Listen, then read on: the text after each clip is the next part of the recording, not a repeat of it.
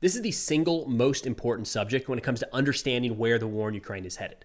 It's whether or not the United States will continue to provide aid. Now, this is starting to get a lot more attention over the last few weeks, and understandably so, because there are a lot of people on the political scene starting to make more of an uproar about how aid should be shut off entirely, or at the very least slowed down. Now, personally, I think this is a little bit doom-casting, all of the coverage about how aid is on the verge of stopping, because even if you look at Congress, and we do have a handful of people, more people now than we did 6 months, 12 months ago, saying that aid needs to stop, the majority in Congress still supports providing military, economic, and humanitarian aid to Ukraine.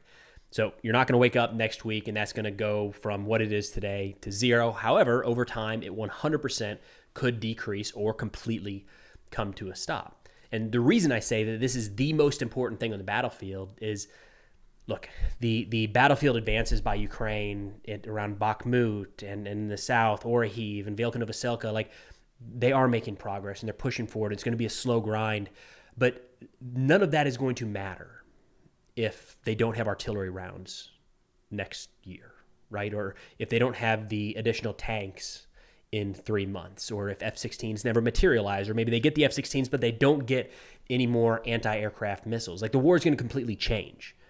And these advances that are being made by these incredibly brave, now seasoned and experienced warriors in the Ukrainian military, there's only so much you can do if you don't have ammunition. There's only so much you can do if you don't have any more armored personnel carriers, right? The war takes a completely different path if that takes hold. So there's a recent article I wanted to cover here in The Economist titled "Western Help for Ukraine is Likely to Diminish Next Year," saying there's a shortage of weapons and munitions and in some quarters, goodwill. They started out by saying, America insists it will stay the course for as long as it takes.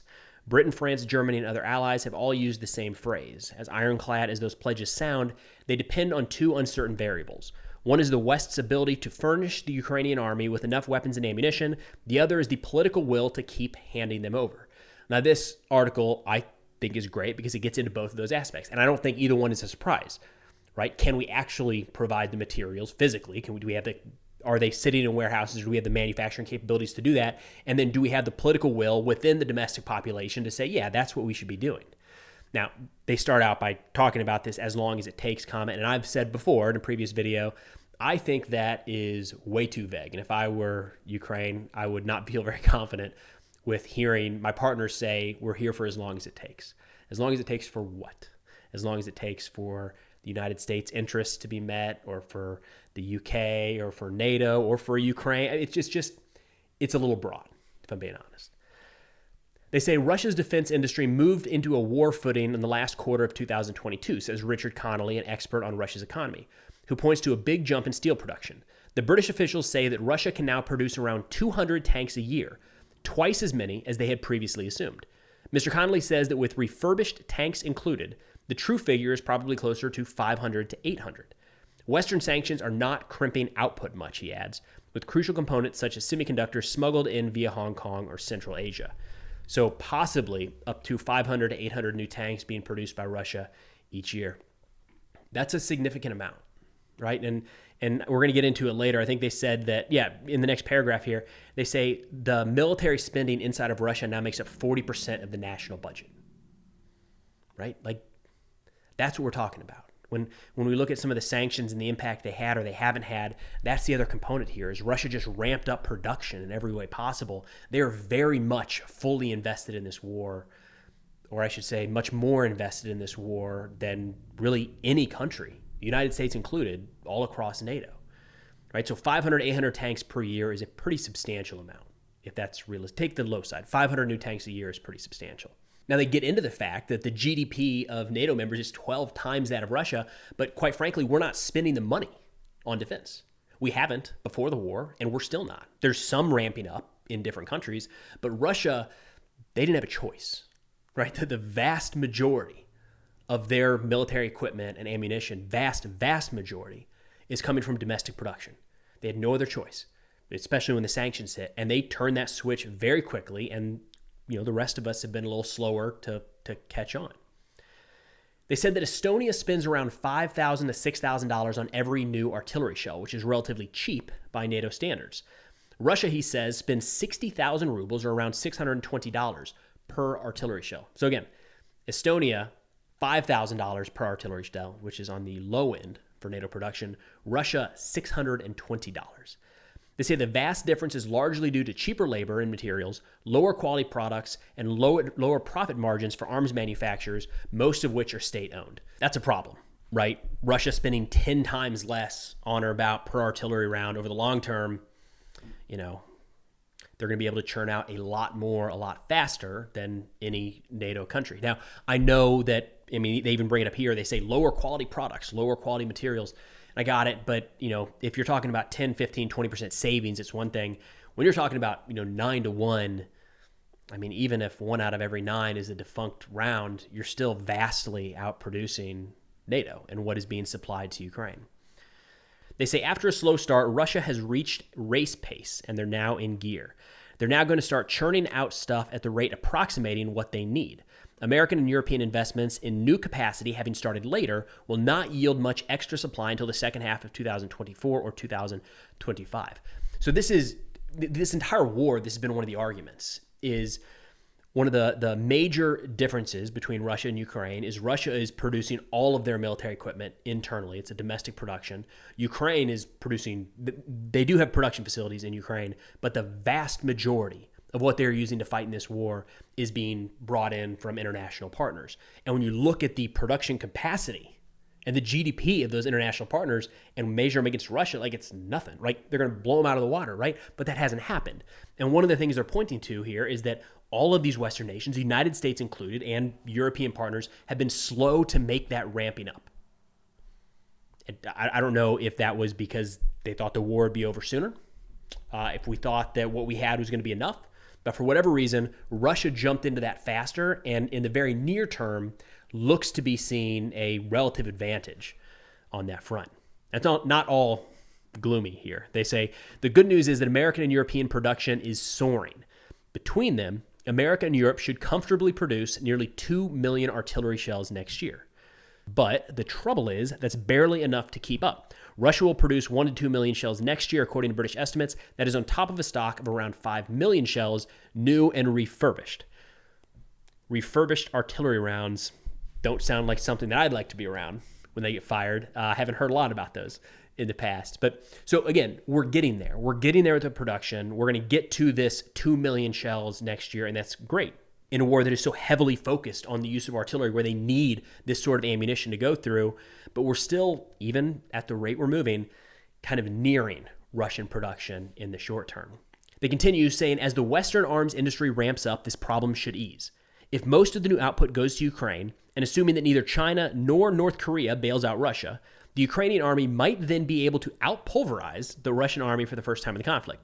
Outpulverize is a very technical term. What they're getting at is that by 2025, if these, the production rates continue as they have, Ukraine will have more artillery ammunition available to them than Russia would for the first time in the conflict. So again, this is where you start to see it catching up, right? But the problem is that catching up is 2 years away. Will Ukraine be able to survive on the battlefield for 2 more years if Russia has a significant advantage and as we are still kind of struggling to meet the demand? And that all comes back then to how long some of this Western aid will continue, right? It's not just the United States. They give some examples of the challenges being faced in places like Germany and France, where the populations at times have been somewhat mixed on what they should or shouldn't do. But they point out America, however, the outlook is much more divided and uncertain. They say supporters of such assistance among both Democrats and Republicans constitute a clear majority of both chambers of Congress. Were the request put to a simple up or down vote, it would be approved relatively easily. And this is what I was saying earlier. We've got some very loud voices against the idea of continuing aid for Ukraine in any form. And some are just saying stop altogether. Enough's enough. But there still is the majority support for this to continue. They say President Biden already has congressional approval to send a further $6 billion worth of weapons to Ukraine from existing stockpiles. But after that, there is likely to be a delay of several months while Congress contorts itself over the latest request. What emerges may be dribs and drabs of aid rather than the big packages of last year. Have to wait and see. We're kind of in a weird spot here in the United States right now. There's arguments about a government shutdown and whether the government will be funded at all and how Ukraine aid fits into that. And I'm in no place to predict what the size of aid packages could look like in the next fiscal year. They say in the longer run, aid for Ukraine is fast becoming a partisan issue, which makes its prospects ever less certain. And this is a big change from the starting of the war, where the vast majority of the American public and politicians were very much in support of anything Ukraine needed to a degree, right? Like we weren't giving F-16s at the start of the war and Abrams tanks, things like that. That's changed, though, and what we're starting to see, especially as we get into a presidential election cycle, is that's a place where people can differentiate themselves. And it's hard to tell some of these candidates how much they really, some of them are 100% on board with give Ukraine everything they need. Others are starting to take a more cautious approach and pulling away from the conflict. Hard to see how that shakes out right now. But diving into what it could look like if the United States decided to stop sending aid, they say the figures do not tell the whole story. America has been the fulcrum of the Allied effort to support Ukraine. It has provided diplomatic cover for other countries' aid. Mr. Schultz, for instance, insisted that he would not allow German-made Leopard tanks to be sent to Ukraine unless President Biden first sent some American M1A1 Abrams tanks. They add that in some cases, Europeans have sent arms to Ukraine on the understanding that they will receive new American weapons to replace the donated ones. Underwritten by nuclear weapons, have given Europeans the confidence to stand up to Russian threats. Finally, America has provided vital intelligence that has helped Ukraine find and destroy high-value targets, from generals to warships. Substituting for this organization and assistance would be a Herculean task. Now, this is an area where we'll see how it shakes out, but right now, the last stat I saw, Europe had begun to provide more economic aid to Ukraine, whereas the United States still is the front runner when it comes to military aid. This is one of the things they're talking about. It's hard to replace that military component when it comes to all this and the leadership that kind of comes with that.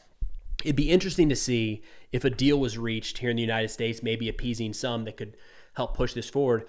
If the United States shifted from providing economic and humanitarian aid to exclusively military aid, our overall price point would drop substantially. And that's an area where the European Union has seemed to have been very interested in participating. They're outspending the United States, I believe, on the economic front. Maybe there's room for negotiations there, right? But they bring up some great points, how it's not just the number of artillery rounds and just the number of tanks, but kind of the leadership that comes with that, right? Countries feeling comfortable giving things, recognizing that the United States is going to backfill it down the road, or at the very least, they're not taking a step any further or more aggressively than the United States. So in kind of wrapping up, they say, above all, a change in mentality is needed. Quote, this is exactly what a war of attrition is about. Convince the West that we can outsuffer you, that we can outfight you, that we can outlast you. They know the weak points of democracy, Mr. Salm says, who is a gentleman that works in the Estonian Defense Ministry. The task, he believes, is to persuade Mr. Putin that the opposite is true. The opposite being that we can and will outproduce Russia when it comes to military equipment, be it tanks, artillery pieces, artillery ammunition, missiles, rockets, everything. That we can do that. The combined GDP of all of the NATO members plus a few more can do that we will do that, and that it will be directly in support of Ukraine. Of course, we have the ability to do that. The big question is, do we have the political will to get it done over the long term? I mean, again, 40% of Russia's domestic spending is on defense. And here, we have half of NATO countries aren't even reaching 2% spent on defense as a percentage of GDP. So, we could get there, but the big question is, do we have the political will to actually get that done in the long term? But that's all I got for now. I will link this article as well as the national security sit reps I put out on Substack in the description below. 7 to 10 of the top national security articles each week, along with podcast recommendations. But thanks for watching. I'll see y'all next time.